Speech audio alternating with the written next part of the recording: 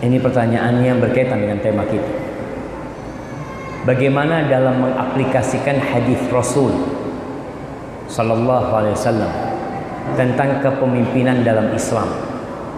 Apakah kita harus golput atau cukup berdoa dan ibadah saja, atau seperti apa? Bagaimana menanggapi harokah-harokah Islam yang memiliki perjuangan dengan cara-cara yang lain tapi tujuan sama, yaitu kalamullah? Haibati fillah, kalau kita melihat pemimpin itu adalah cerminan dari rakyat. Pemimpin itu adalah cerminan dari rakyat.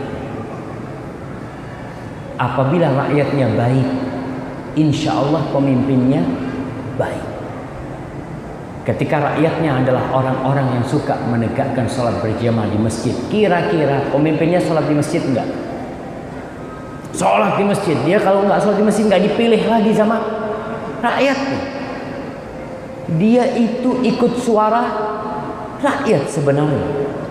Makanya Allah katakan kadzalika nuwalli ba'dadh zalimina ba'dhan bima kanu yaksibun. Begitulah kata Allah, kami jadikan pemimpin-pemimpin yang zalim untuk rakyat yang zalim.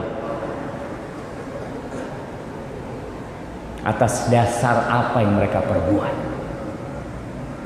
Kalau kita bicara bagaimana kita golput atau gimana, terus terang, sistem yang ada di pemerintahan kita ini masih mengalami perubahan yang tidak berhenti berubah terus. Direvisi, direvisi, direvisi lagi. Dulu nggak ada pemilihan langsung, nggak ada ribut pemilihan gubernur, pemilihan bupati, nggak pernah ribut, karena dulu pemimpinnya langsung ditentukan oleh pusat. Gubernur kirim ke sini, selesai, nggak ribut rakyat itu.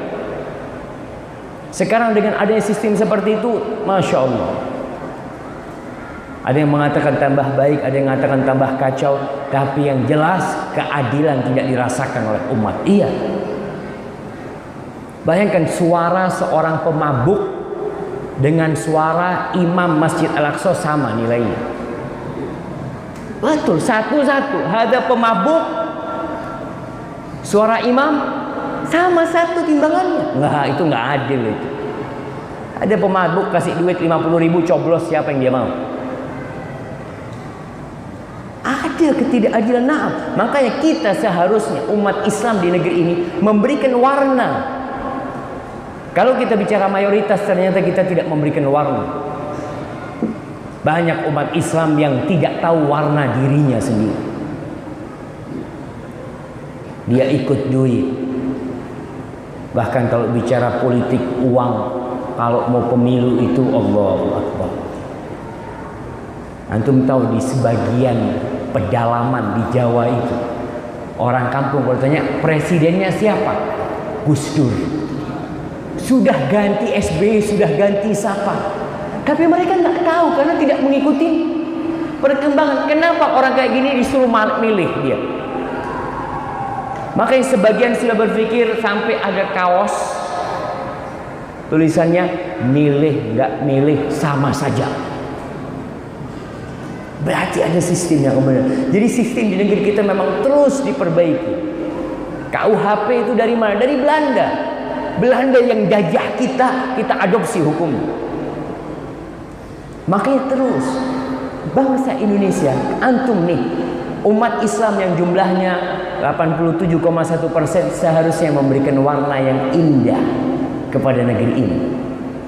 Tapi karena umat Islamnya jauh dari Islam, jauh dari ajaran Islam itu sendiri, maka itu yang kita rasakan. Jadi kita dituntut sebagai umat Islam untuk menjaga Allah di diri kita, menjaga Allah di keluarga kita. Insya Allah Allah jaga negeri ini buat kita bersama. Terus terang jemaah, kita bersedih, tapi mau gimana? Masalah itu dari kita. Pernah Ali bin Abi Thalib didatangi orang. Dia mengatakan, wahai Ali, dulu di masanya Umar, di masanya Abu Bakar As-Siddiq, negeri Islam itu sempit, masih kecil. Tapi Masya Allah, rakyat itu taat sama pemimpinnya, hidup itu jadi nikmat, tentram dan makmur. Kenapa di masa Utsman dan masa engkau sekarang ini kok jadi kacau? Bumi Islam yang luas jadi sempit buat engkau. Apa kata Ali bin Abi Thalib? Dia mengatakan, dulu di masanya Abu Bakar dan Umar, rakyatnya seperti aku. Dan di masa Utsman dan aku, rakyatnya kayak kau gini. Betul. Jadi ada orang yang idealismenya terlalu tinggi.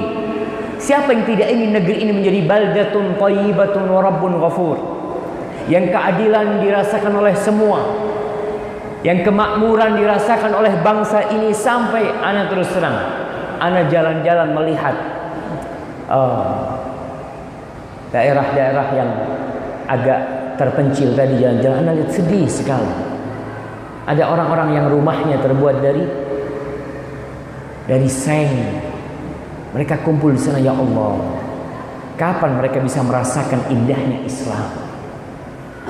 Kapan kita mereka adalah saudara-saudara kita yang perlu kita dakwain, kita ajarkan. Maka kalau antum ingin pemimpin yang adil, pemimpin yang baik, yang pertama antum perbaiki hubungan antum sama Allah. Doakan pemimpinnya agar Allah memberikan petunjuk kepadanya. Itu cukup? Apa belum cukup? Kita lakukan apa yang mampu kita lakukan. Kalau kita bicara harokah Islam, gerakan-gerakan Islam, macam-macam gerakan-gerakan itu. Ada yang modelnya bunuh pemimpin, ganti dengan pemimpin yang baru, selesai sudah urusannya. Ada yang seperti itu. Tapi kalau kita melihat bagaimana Rasulullah SAW berdakwah, memperbaiki negeri ini, yang pertama dimulai dengan tauhid, dengan iman. Masih banyak kesyirikan di negeri kita. Masih banyak dosa-dosa besar dilakukan di negeri kita. Tidak sedikit umat Islam yang sampai hari ini masih potong kerbau yang diberikan kepada lautan. Siapa yang menciptakan itu kerbau? Nyai Roro Kidul. Sehingga kau potong itu kerbau untuk Nyai Roro Kidul. Allah tuh yang menciptakan itu kerbau. Dan kau senantiasa mengatakan, inna solati wa nusuki wa mahyaya wa mamati lillahi rabbil alamin. Mana nusuki lillah? Kau berikan sesembelihanmu untuk selain Allah. Jadi jamaah, Allah itu tahu dengan kondisi negeri ini. Saudara-saudara kita yang ada di Rohingya, mungkin antum berpikir, kok bisa mereka dibantai? Kemana pertolongan Allah? Kemana bantuan Allah? Apa Allah nggak kasihan? Subhanallah. Ana punya anak, tanya sama ana. Dia kelas 5 SD, bang. Ana mau tanya, bang. Tuh saudara-saudara kita yang di Palestina, yang di Rohingya, kenapa Allah nggak bantuin mereka? Bayangkan. Kenapa Allah nggak bantuin mereka? Kesalahan itu bukan di sana, tapi kesalahan di kita. Kenapa pertolongan Allah tidak turun? Berarti kita yang tidak pantas mendapatkan pertolongan dari Allah. Allah tidak pernah ingkar janji. Camkan. Innallaha la yukhliful mi'ad. Allah berjanji akan menolong hamba-hambanya. Tapi ketika Allah tidak tolong, berarti ada masalah di hamba-hambanya. Kemenangan umat Islam jamaah itu bukan karena jumlah mereka, bukan karena mereka mayoritas, enggak. Kejayaan umat Islam bukan karena teknologi mereka. Sepanjang sejarah antum lihat, selalu umat Islam lebih sedikit jumlahnya. Ketika perang Badar 313 melawan 1000, Allah kasih kemenangan kepada mereka. Ketika perang Khandaq 3000 melawan 10.000, Allah kasih kemenangan kepada yang 3000. Ketika perang Hunain, umat Islam jumlahnya 12.000 dan orang-orang kafir jumlahnya cuma 2.000 atau 3.000, tapi umat Islam kalah pada waktu itu. Kenapa 12.000 kok bisa kalah? Allah mengingatkan dalam Al-Quranul Karim, wa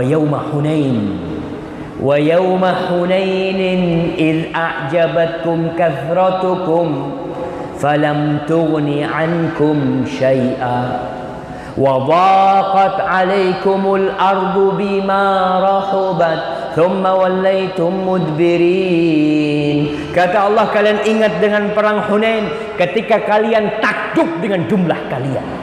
Ternyata jumlah yang banyak tidak berguna sama kalian sama sekali. Kabur itu jamaah. 12.000 itu lari terbirit-birit, yang tersisa di tengah bersama Nabi Muhammad SAW hanya 100 orang. Berarti kemenangan itu bukan karena jumlah. Kemenangan itu karena Allah bersama kita. Allah mengatakan, "Iyansurkumullah fala ghaliba lakum." Kalau Allah membantu kalian, Allah memenangkan kalian, tidak ada satupun yang bisa mengalahkan kalian.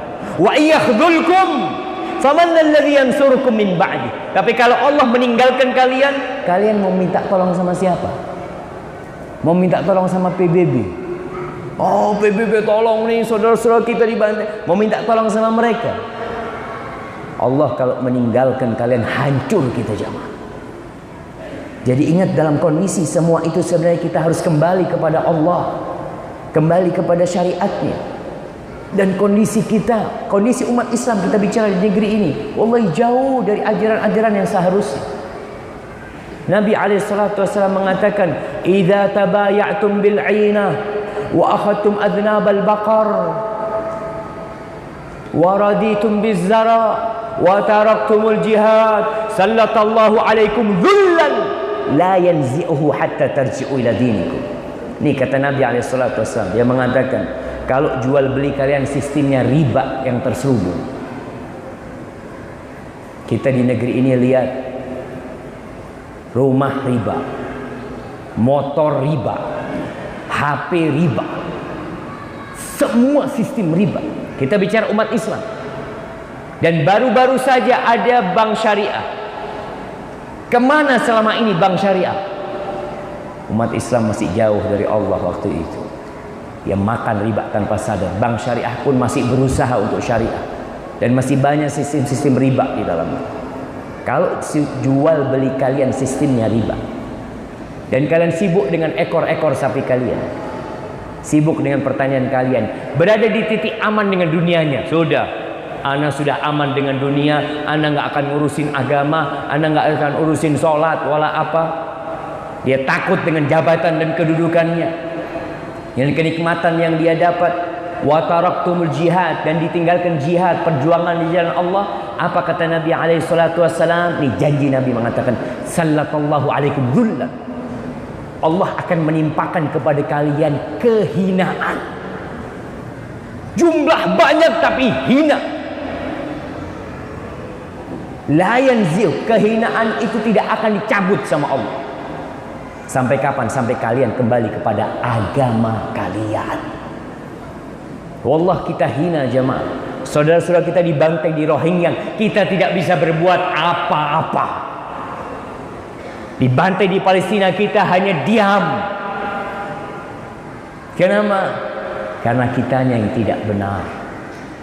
Maka kita harus berusaha bagaimana Allah mencabut kehinaan itu dengan cara kita kembali kepada agama Allah. Kembali makmurkan rumah Allah. Antum sendiri, sistem dagang antum ada riba atau tidak? Antum lihat, jangan-jangan penyebab ini semua antum pelakui. Antum tahu dosa riba itu. Dosa riba paling ringan seperti anak menzinai ibunya sendiri. Di kampung-kampung, nggak tahu di sini, Anda bicara di Jawa. Di kampung-kampung itu, di pasar-pasar ada orang naik motor sama kitab, bawa kitab dia. Kitab riba. Ya, bayar berapa hari ini? Sekian, ya. Bayar berapa? Itu di kampung-kampung jamaah. Banyak kali. Kau berharap Allah menurunkan pertolongannya. Jamaah, Allah tidak ingkar janji, kita yang harus sadar diri. Hadza wallahu a'lam bissawab. Nah.